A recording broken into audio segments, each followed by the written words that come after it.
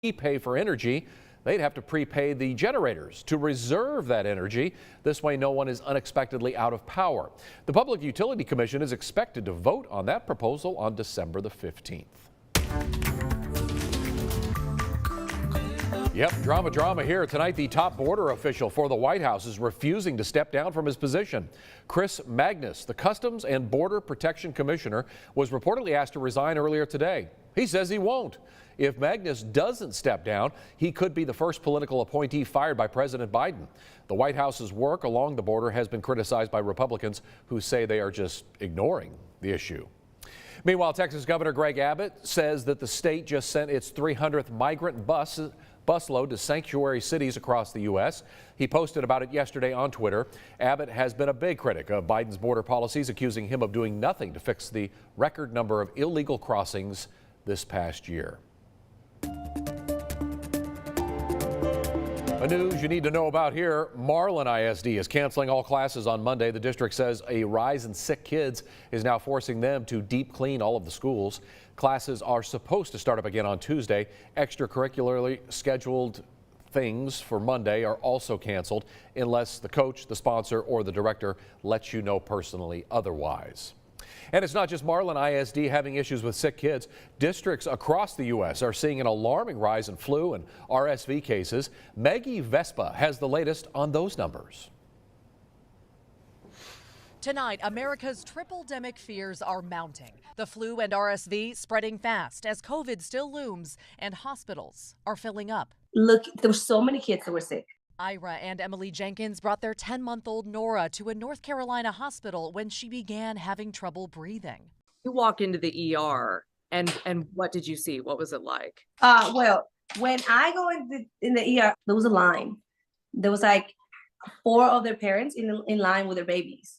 In 6 states and Washington, D.C., at least 90% of pediatric hospital beds are full. Colorado's governor expanding a COVID-19 disaster declaration to also cover RSV and influenza, freeing up state and federal funds. Things are really bad right now. And parents Dr. David Kimberlin works at a children's hospital in Alabama. Have you ever seen children's hospitals running out of beds like this?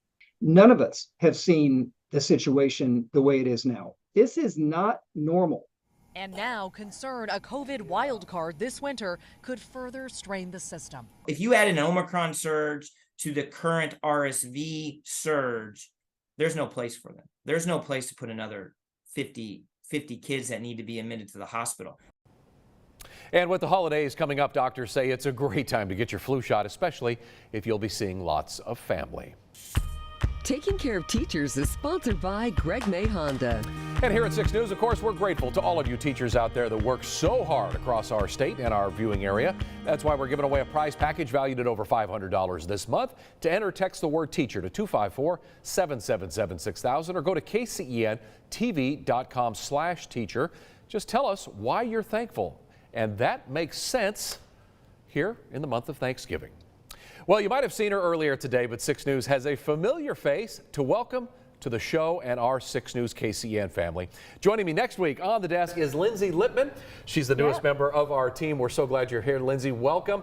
We're glad to have you. Hey, what made you want to get back into the news business here? Well, I took a brief hiatus, yes. But as you know, I think once it's in your blood, you can't get rid of it. No, it won't come out. That's right. And I never did leave. You know, I've been in this market for several years, and then I took about a year and a half off. I was doing a documentary filmed in my hometown of Mexia, Texas. So I was still here. I didn't actually go anywhere, but I took a pause on my news career. But I am back, and I'm so excited. Even tonight, you weren't here. Right. That sounded really country, didn't it? Even tonight. Tonight. Good thing for you, I speak East Texas. Look, my kids came in. Oh, and awesome. So okay. Jordan can take the night off. My kids are going to take over for the weather and the sports. Look. They were in the I love it. the sports area there. We had a really good time. It looks like we're settling in just nicely because Green Hall, he'll fit in fine around here. Yes, that's right. Now the Lippman quads here, the Lippman 4, what do you call them? The Fab 4. The Fab 4, I love it. Yeah, right now they're the Sleepy 4 because they're completely exhausted from this week. Yeah, they sound like more like they're in a Disney film when you call them that. But you know, the Beatles sound impressive too. That might not be too far off. My oldest son does acting. I love it. Yeah, so he's doing that, and then the other kids are into football and cheerleading and all kinds of things. So It's in the blood, as they say. Yeah, that's so right. Let's do it. 5 o'clock on Monday. 5, 6, and 10 I'll right see you here. All right. Okay. Your career at KCN starts. It's a deal. Thank you so much for joining us, and that's all the time we have tonight. Don't go anywhere, though. Your Friday Night Lights playoff edition show is coming up next. But first, as we go to break, 6 News wants to thank all of our Central Texas veterans for their service. You sacrifice so much for this country. We owe you more than we can thank you. But we're going to try anyway. Thank you so much. Everyone have a wonderful weekend. We'll see you real soon. Myself and Lindsay on Monday.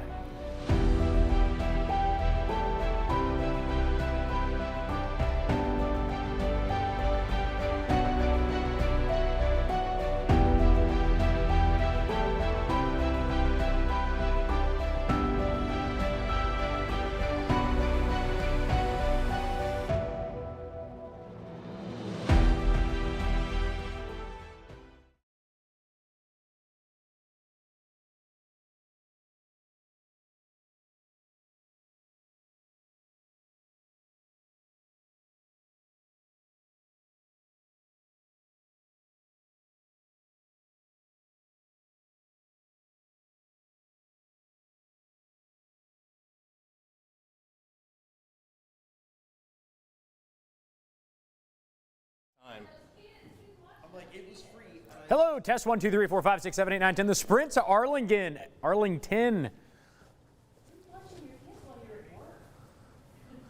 Check, baby. 1, 2, 3, 4. Mic check. 1, 2, 3, 4, 5, 6, 7, 8, 9, 10. Have a good night. What is? Darren says it's going final now.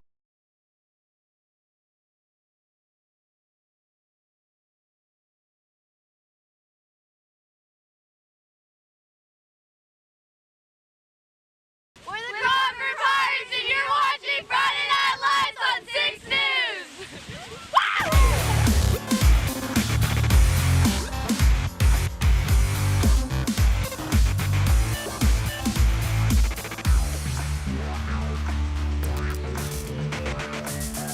The sprint to Arlington has begun. Welcome into the Bi-District edition of Friday Night Lights. I'm your traffic cop, Curtis Quillen. And I'm Matt Lively. We're going to hear from Nicole Sheeran in just a bit. Kurt, our area dominated playoffs the last year, and this year, contender for the state championship is a familiar name. We're talking 2A, of course, and we're starting with the Crawford Pirates. The Pirates last played for a state title in 2016 when Refugio won on a late field goal. The Pirates lost in the regional final last year to a Marlin team that finished second in that district this year. The Pirates were injured during that matchup, but they're healthy for now and know that another trip to the state starts this week with a win or go home game against Cairns. Pirates didn't have to travel far. Who knows how it's said? Everyone says it differently. Playing this one at Midway's Panther Stadium, you know, that cross McLennan County track. It may have been 44 degrees tonight, but the Pirates come out red hot. Lane Lynch takes the snap, launching one downfield, picked off by running back Luis Rodriguez. It's Pirate football, and they take advantage. Cade Smith hands it off to running back Cameron Walker. He gets to the left sideline, hugs it, gets down, running, and he's tackled just short of the goal line. He's inside the 10. Pirates knocking on the door. So they keep pushing. Smith hands it off Walker. Again, that's the first 6 of the game, 7-0 after the PAT. After a quick stop, it's back with Crawford now, and it's running back Breck Chambers taking the handoff, hits the guy with a juke and spin move, and yeah, that's another touchdown. It's 14-0. Smith then shows his cannon. 1 if by land, 2 if by air. What a catch from Trey Doby into the red zone. Some sticky fingers, and then they cap it off. Walker, another touchdown run. It's 20-0 at that point. Yeah, it's Ethan Althoff coming in under the center for Smith, and you see where this one's going. It's a lopsided affair in Hewitt tonight. Final score, 66-7. Blowout. Matt, you gave up your front row seat. I like giving up my front row seat to none other but Nicole Sheeran. Take it away, Nicole. Guys, it may be cold tonight, but these Crawford Pirates were hot, taking home our game of the week Bi-District Round Championship trophy. Final score 66-7. Congrats, guys! Yeah! All right, so Coach, this marks your first playoff win of the season. How does it feel? Oh, it's great. We've spent all summer and then through the rest of this season trying to prepare for this opportunity, and we were glad it's here and couldn't be happier. Now, we talked about your elite defense earlier today. Only allowed 7 points on the board tonight. So how do you feel about that side of the ball? Well, you know, the important thing is to win the game. The opportunities that came out tonight defensively, we had some breakdowns, but, you know, I couldn't be more proud of the effort they put in both offensively and defensively. So great team win. You just said it offensively, 28 points in the first quarter. Talk to me about that performance. Well, our offensive line played really well. Offensively, we executed really well, and of course, Breck played well as well. So couldn't be more happy. And speaking of Breck Chambers, come over here, running back star, 6 touchdowns tonight. Tell me about your performance. It all starts up front, and I can't do what I do without my offensive line. And what are you going to carry over into your next area round matchup? Keep getting better every day, and just keep striving to get better every day. All right, guys, so I hear you guys have a playoff motto. What is that? Can you guys tell everyone what it is? Pirate Nation, let's ride. Let's ride. You heard them. They head to the area round to take on Coleman, but I'm going to send it back to you guys. Is that Russell Wilson back there? My gosh, that was spot on. Pirate Nation. All right, Nicole, we'll check in with you in a bit. Speaking of Marlon, Matt, the Bulldogs record may not show it. This team rolling, looking to continue and make another run toward Crawford. Yeah, the Bulldogs are in the playoffs for the 3rd straight year now, looking to win a 2nd straight first-round game. Marlon facing Rio Vista tonight in West with 10-0 Tolar potentially waiting. The Eagles taking advantage of some good field position early. Quarterback Taylor Pitchett calls his own number, runs it in from 20 yards out, untouched. First score of the game. The PAT is good, and it's 7-0 Rio Vista. But the Bulldogs in Ruben Torres' squad would bite back. Sophomore Ty Bell, look for him in college at the next level. He's going to get loose, 50 yards on the run. That sets up Marlin inside the red zone, and they would capitalize. Former Gridiron Player of the Week from last year, Desmond Woodson, dropping back, floating it up. Trajan Butler, hello, comes down with it. That's a catch on Sunday, too. Yeah, you're right. And that puts the Bulldogs up 12-7. Then just before half, Samarian Lofton catches the screen pass, gets past Sauce. Eggs for breakfast, big stiff arm. He'll score, gives Marlin an 18-7 lead. Score is 24-7 Bulldogs after the half, and we've got them winning 38-7. Last night, Matt. Yep, Axtell in the playoffs for the first time since 2018, facing Rosebud Lot. Kruger's first drive, Kyle Finnan airing it out, and Breon Lewis is grabbing it. He is off to the races, just gets taken down at, look at this, the 1-yard line. I thought he was in person, but they call him down at the 1. It did not matter. They were stopped once, and then on the second play, they give it to the big man, Easton Fulton. Touchdown Cougars. It's quickly 7-0. Ensuing Axel drive, 2nd and goal. Colden Horn scrambles to his right looking for his man, but he's picked off. Moses Fox grabs it, gives it back to the Cougars, but it was Axtell in the long run, winning 28-27. Wow, that's Axel's first playoff win in getting warmed up here on Friday Night Lights. Next up, we go to 6A.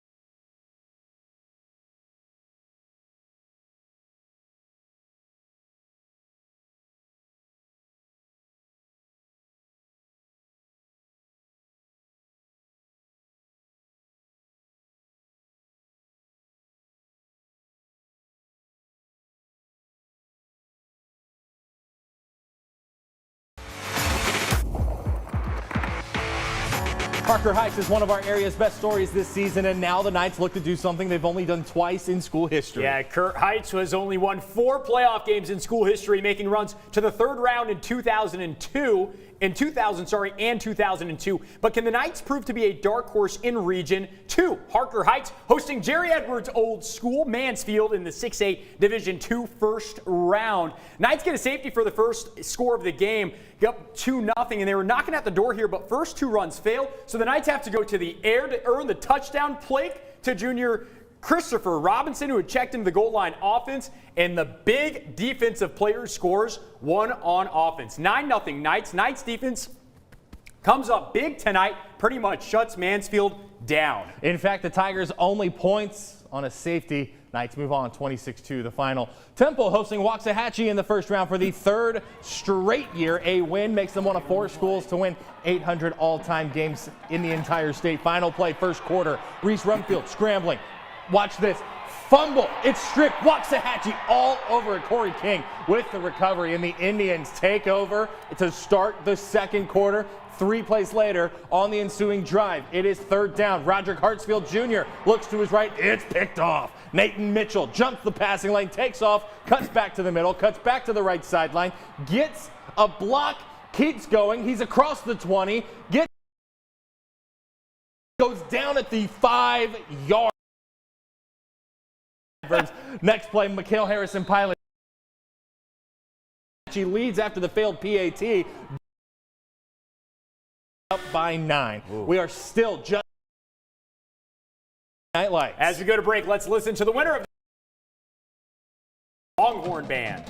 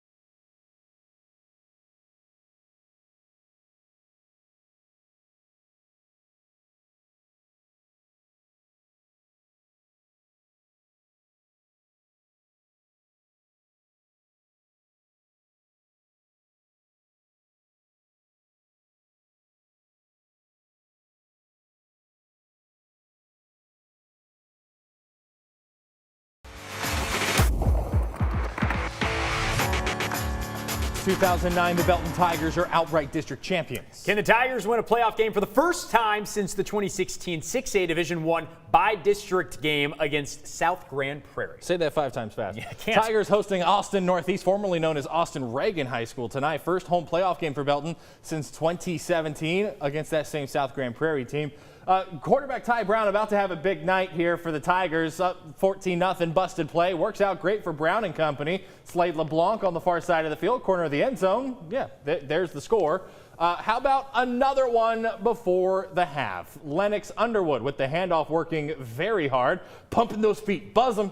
Keep him going. He's in for the score. 21-0 Tigers. Warm. That's all he's doing. He's staying warm. That's all he's doing. All Belton tonight. 56-0. The Tigers moving on. All right, and then University, who Belton beat last week in the playoffs for the first time since '09, visiting Austin McCallum. McCallum Zayard Al-Badani, 2-yard quarterback run, and then Makai Sandoff here for University with a 2-yard touchdown run. University forces and recovers an Al-Adali fumble. University's Jajon Harris 54-yard touchdown run coming up here. Sorry, I jumped the gun on this one just a little bit. A lot of Al-Adabi. That just had me thrown off in the prompter. Hey, here's that Jawan Harris 54-yard touchdown run to the house. Eat, young man, eat. What's the final score? 34-21, University, baby. The Trojans score the final 13 points of the game to get a playoff Love to see that. dub. All right, we still got so much more ahead here on Friday Night Lights. Up next, we're headed back to Hewitt for our Game of the Week.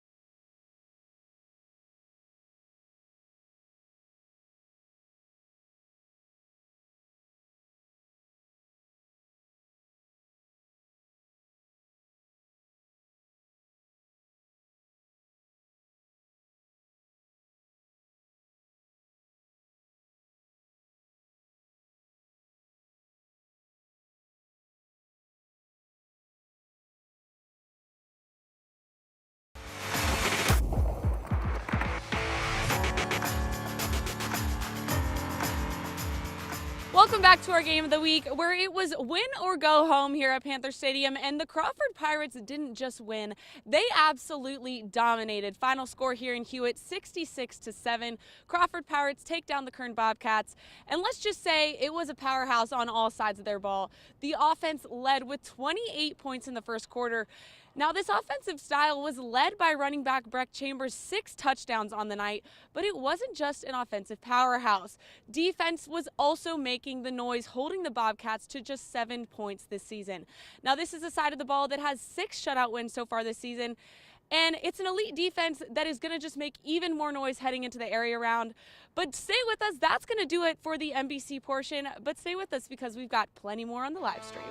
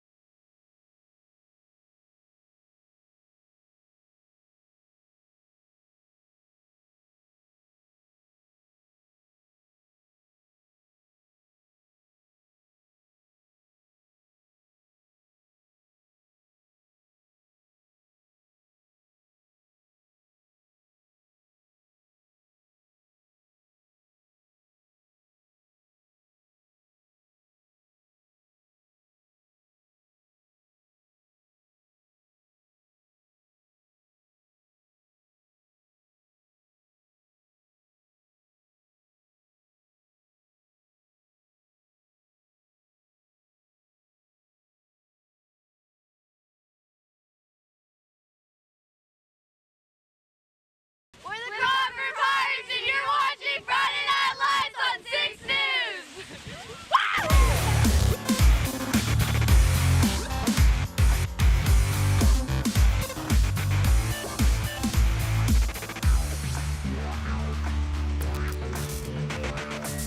In the playoffs, it's win or go home, and while the temperature outside will only drop from here, the heat on these games will only ramp up. Welcome into the live stream portion of our show. I'm your traffic cop, Curtis Quillen. I'm Matt Lively, and I did not like that cold outside. We're going to hear from Nicole Sharon in just a moment. Curtis, the gun has sounded, and the 6-week sprint to a state championship is underway. Crawford last played for a state championship in 2016. That's when Refugio beat the Pirates on a late field goal in that final. The Pirates lost in the regional final last year to a Marlin team, Matt, that just finished second in this year's district. Yeah, sure did. The Pirates, however, were injured during that matchup, but they're healthy for now and know that another trip to state starts this week with a win or go home game against Kearns. Pirates didn't have to travel very far. What is it, a 20-minute bus ride to Midway's Panther Stadium from Crawford?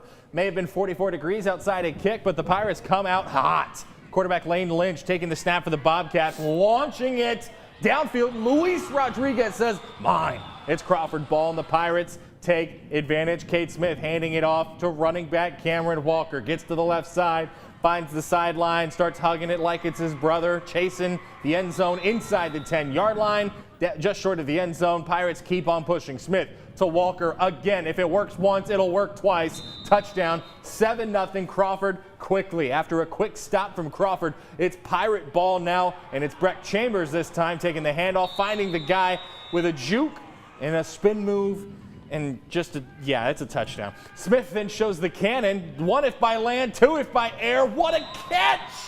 Trey Doby in the red zone inside the 5. That's some sticky fingers. Pirates then cap it off. Walker punches it in for another tutty.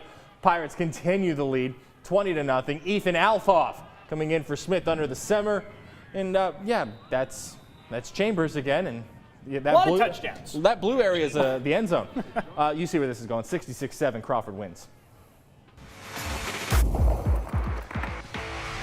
Nicole Sharon live at Panther Stadium in Hewitt, where this game was tonight. And Nicole, Crawford looked like a state championship contender tonight. Crawford looked everything and more like a state championship contender tonight. And, you know, it was win or go home here at Panther Stadium. And the Pirates absolutely dominated the Kern Bobcats. Final score here in Hewitt, 66-7. This offense put 28 points on the board in the first quarter of the game, guys. That was led by Breck Chambers. Running back had six touchdowns tonight. But offense wasn't the only side making noise. The defense also woke up, only allowed the Bobcats to score 7 points so far this season.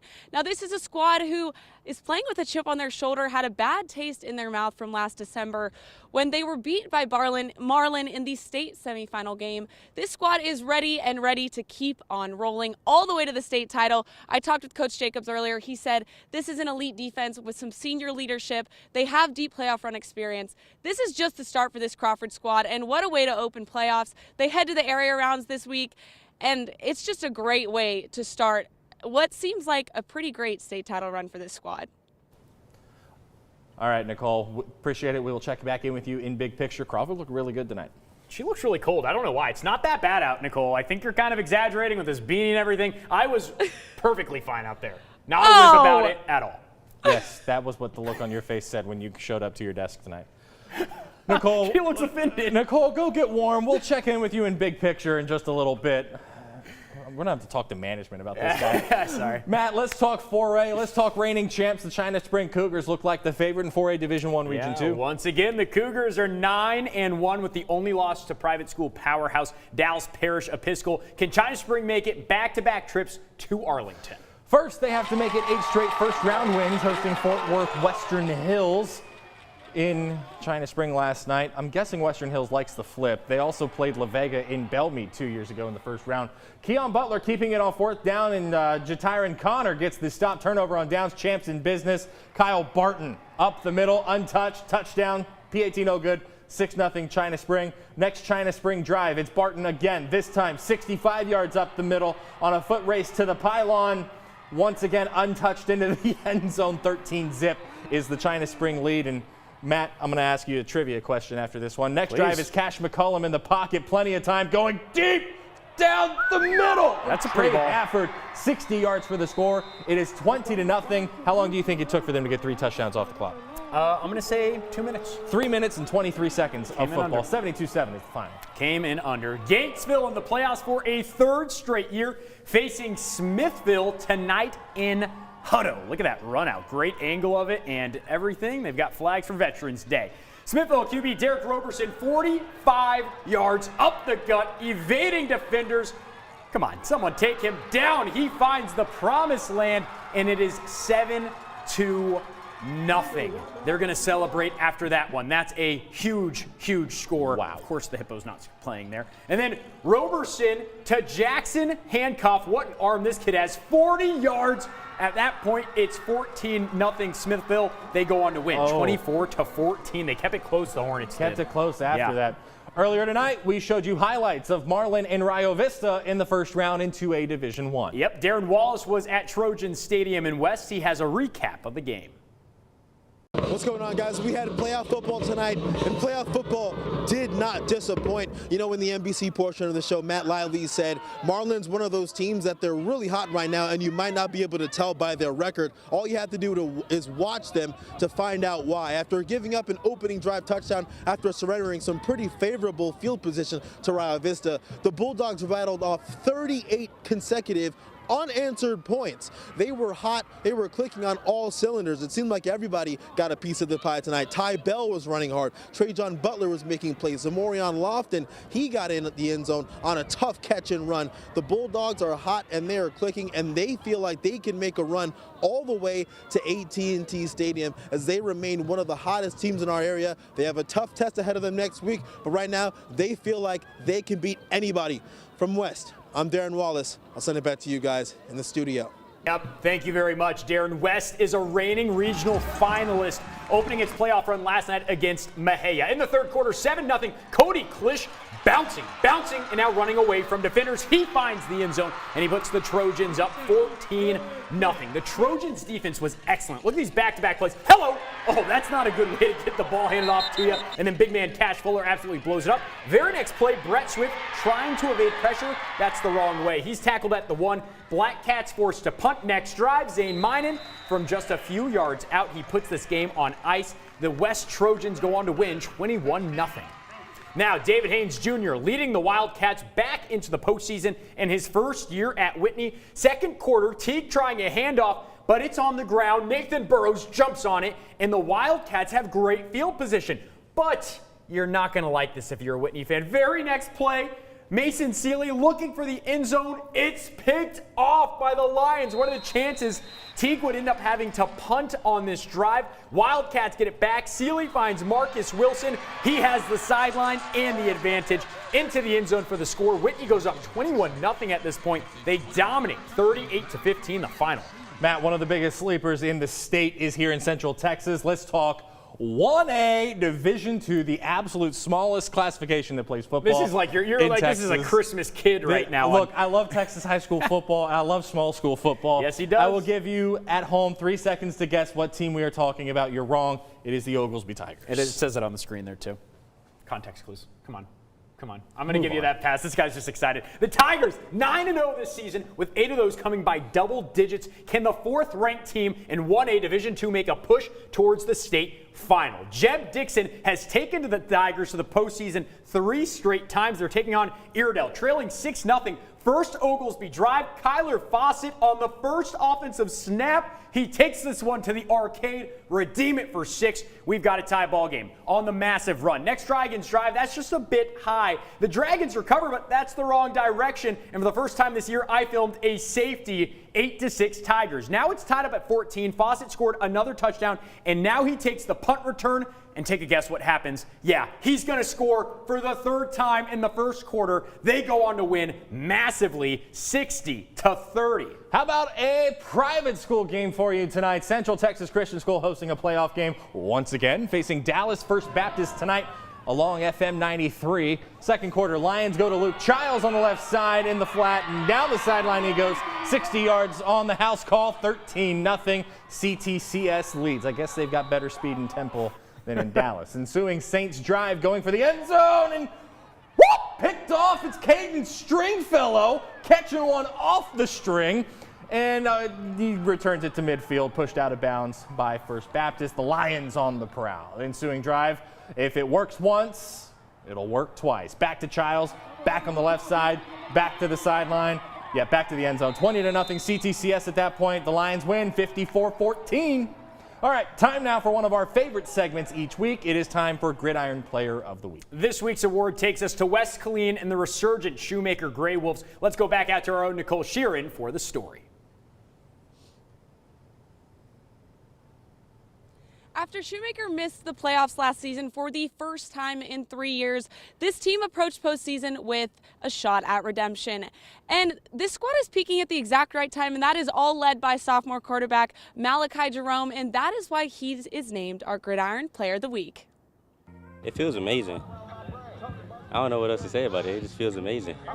That's exactly the word used to describe Malachi Jerome's game on Thursday night. Amazing. An 81-yard touchdown pass, a 94-yard bomber, and a total of 463 passing yards. I did not think he could throw it that far, but he did. I mean, it went over 50 yards in the air, and Malachi only weighs about 160 pounds.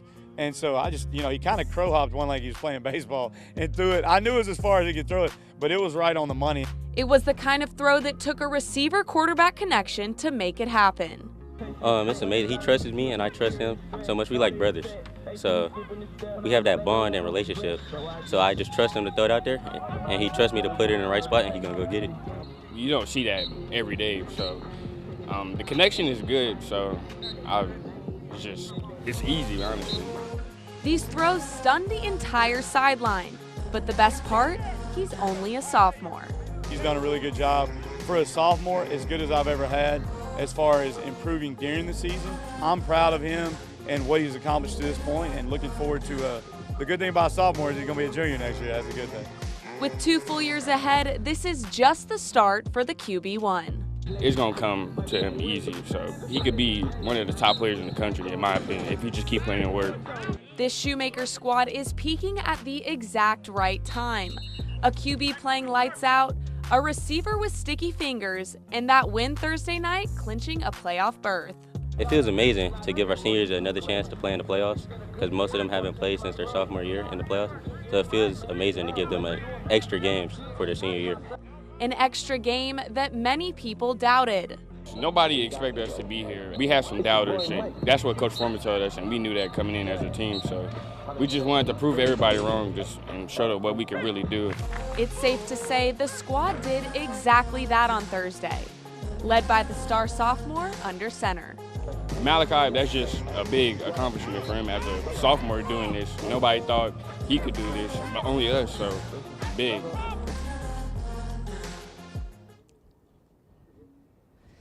Shoemaker may have fallen to Aledo yesterday, but Malachi Jerome is a sophomore, and this is just the start for the QB1. So all I have to say is all of you watch out, because he's coming in hot. He's coming in hot next year. Shoemaker's season ended last night, unfortunately, but that's a really good Aledo team that's going to challenge for a state title. Yeah, talking about coming in hot, the conditions and the temperature in the studio are just toasty. They're perfect. Let's get to area scores before Matt gets himself fired. It's Aledo over Shoemaker last night, 37-0, and it's Burleson Centennial over Lake Belton in the Broncos' first playoff game, 56-28. I'm sorry, Nicole. La Vega falling. They have lost in the first round to Kennedale, 10-7, and the Lampasas Bulldogs falling to Somerset, 27-17. That's La Vega's first-round loss since 2014. Connolly gets a first-round win for the first time since 2019, 45-18 last night, and Cuero edges Salado 13-7. Moving on, Cameron Yo, a 39-28 win over Yoakum. And Kurt, we are saying goodbye to the Academy Bumblebees. They fall 22-14 to Hitchcock. Hitchcock outscored the Bees 14-0 in the second half, or 16-0 in the second half, rather. 24-21, Columbus walks it off over Lorena with a field goal from 22 yards to end it. Ray Biles had a much younger team. We had to see this one coming, but it stings after winning that state title. All right, let's get a few more here. Rogers winning 22-0 over Van Vleck. And the Clifton Cubs have fallen to Tidehaven 27-7. Moving on to 2A, it's Riesel over Cayuga, the 4 seed. The Cardiac Indians, once again, 2 years in a row of a Week 11 winning in and a 4-1 upset in the first round. There's no messing with Tyler Crow's Indians in the playoffs. Yeah, they eat their Wheaties in the postseason. They do. Thorndale takes edges Johnson City in Hutto last night, 21-17. The Bulldogs get Ganado in the second round. All right, Holland taking care of business against Stockdale, getting a 36-31 win in 2A. And the Mart Panthers and the Linden Kildare Tigers. We know Mart won. We haven't seen the score. Mart has won. It will play Colmsneil in the second round. I'm basically trying to stall to give Matt enough time to look up the score. A lot of pressure. Real quick. 67-14. We should have just said a lot to a little. Mart wins. And Chilton, elsewhere, takes down Yorktown 39-14. Bremont falls to Falls City last night 40-36 in a really tough one there. Yeah, that is a tough one. The streak's over. Yeah, Jonesboro 54-6 and Abbott 56-10. Very similar looking scores. That's the first time Abbott's allowed a point since September 16th. I'd say that's okay. That's pretty good. And then in elsewhere, it's Brian Brass's Christian over. Wow, that's a close one. Close game. 7-0. Riker's season comes to an end on the road. Okay, let's as we end it, before we get to big picture, Matt, you saw the most football guy in doing football things that you've ever seen in your life. Just crazy. Do we have this photo? Can we bring it up, guys? It should be a still photo. Yes, there it is. Let me explain. This is taken tonight, right around 6 o'clock. Wind chill 37 degrees. This is the Oglesby kicker warming up without sleeves. I've been giving Nicole crap. Here's the truth, and I'm from Florida, went to school in Arizona, now live in Texas. I do not do cold. I was dying outside. I was freezing my butt off. And here's a kid about to play in a football game, no sleeves, just drilling kicks in pregame. That's a football guy. Football guy. If Jeb Dixon could be summed up in a teenager, that's a good way to put it. This young man right here. That is a tough young man. Let's get to big picture. Let's move on with it. Nicole Sheeran. Nicole, one more big thought on Crawford. Does this team have what it takes to make a run? Absolutely, 100%. No question about it. They made noise on all sides of the ball tonight. Offense, putting up 66 points, 28 in the first quarter. Are you kidding me? Absolutely.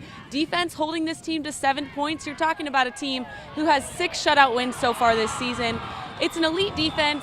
They have the skills. They have the composure. They have the deep playoff run experience.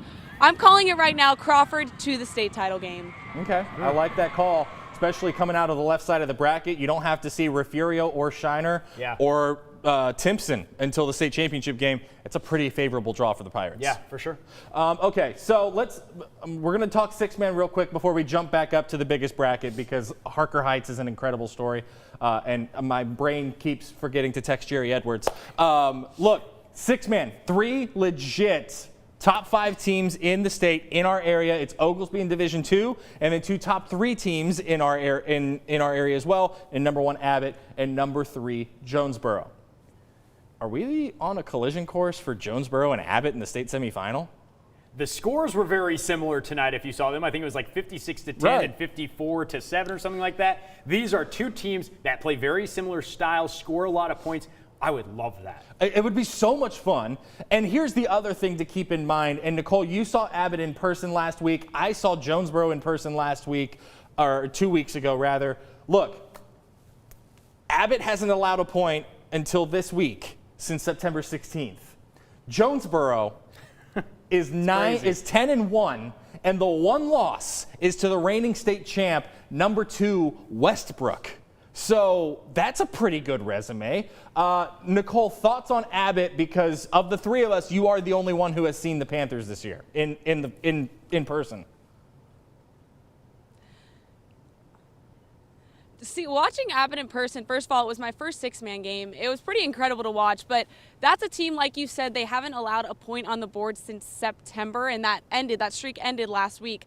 But their defense is lights out. And I was just in awe standing there on the sideline. Also, their offense is aggressive. They're quick. They work together well. They have leadership on their team. It's a squad that I would love to see an Abbott-Jonesboro matchup because those are both 2 offensive powerhouses, and I'd love to see what the defense does in situations like that. Okay, let's go from 6-man to 6A. Harker Heights, a historic win tonight. First Killeen ISD playoff win since Shoemaker in the first round in 2015.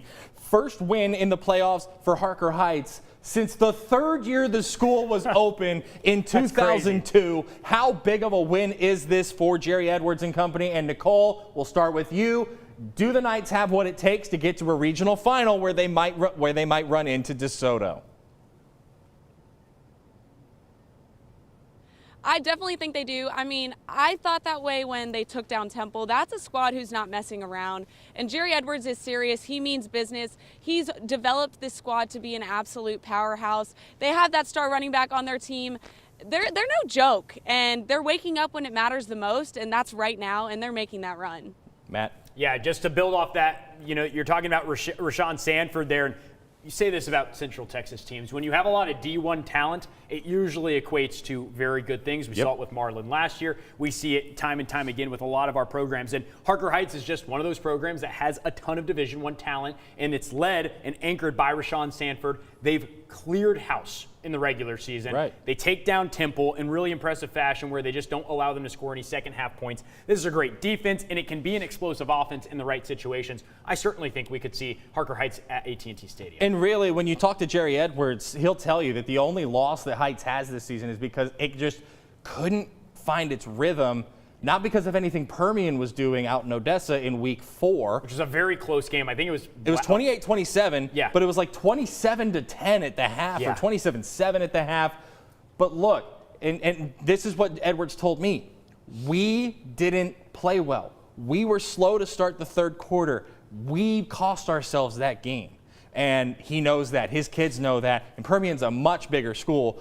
Heights is the smallest school in District 12 6A. Where's Permian Basin, by the way? That would be Odessa. And how far of a drive is that? About 5.5 hours. So I'm just going to say, being on the bus for 5.5 hours had to play into that as well. That did have to play into that. But look, that is a team to me. You said it, Dylan Plake in the backfield, and you guys both brought up Rashawn Sanford. When your explosive players are in the backfield, it is a way different ball game than when your explosive players are at linebacker and wide receiver. You can cover those up defensively a lot easier than you can cover up a Dylan Plake and a Rashawn Sanford, and they have a whole array of great wide receiver talent. Is there a shocking loss that we've seen? Lorena doesn't count. Lorena lost a lot, had a lot going, and then Columbus is a legit regional contender in 3A D1 Region 3. So nobody can answer Lorena. Is there a shocking loss that we've seen in the playoffs so far?